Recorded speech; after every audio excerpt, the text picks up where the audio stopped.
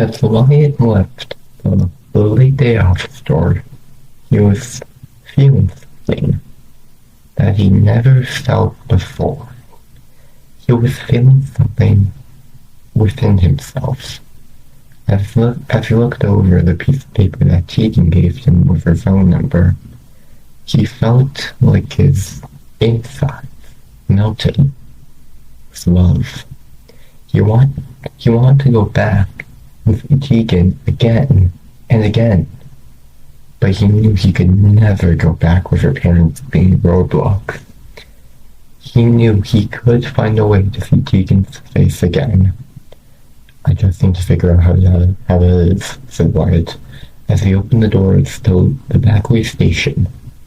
He walked in to find his father cleaning the tables to be as clean as possible. "Dad," said Wyatt. "What in Celestia are you doing?" "Giving the restaurant the most possible shine," said Pat. "Did you get the notes, son?" Wyatt looked at the clipboard with the notes he had taken, but looked at them with much sadness in his eyes. Pat walked up to Wyatt and took the clipboard from him as he saw the sadness in his eyes. "Are you okay, Wyatt?" said Pat. "Dad," said Wyatt, "are you really sure that we should go through with this?" "That's the biggest yes I have ever said," said Pat. "But the owners aren't that bad," said Wyatt. Pat froze as he looked towards his son, with shock and anger in his eyes. "What did you just say?" said Pat. "You know what I said," said Wyatt, as his voice rose, "and I'm going to stand by it." Pat stood there in anger at his son's words. "No son of mine would ever go behind his own kind," said Pat. "Dad," said Wyatt, "I don't want any trouble. I saw that they're not that bad. Can't two Marsons have different opinions?" "So what side are you on?" said Pat. "Mine? Or Wyatt was in shock at what his father had become.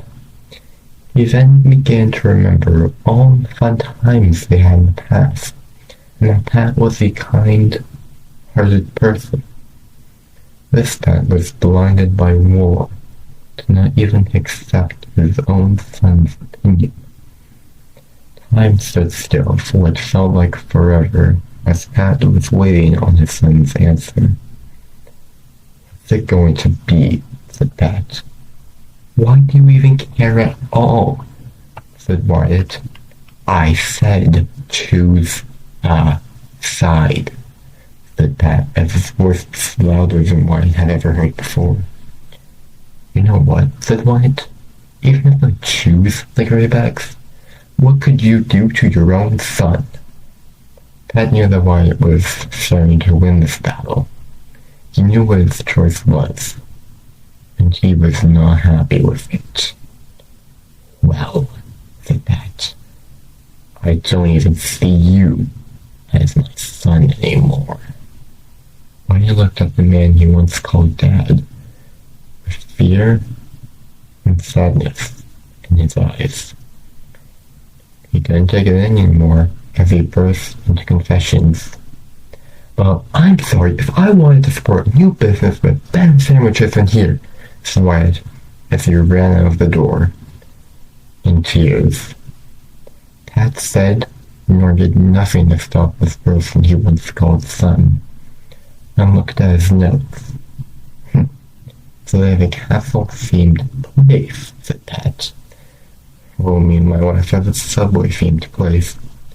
With our Wyatt out of the way, we would take back what was ours and make our competitor run out of the streets once and for all."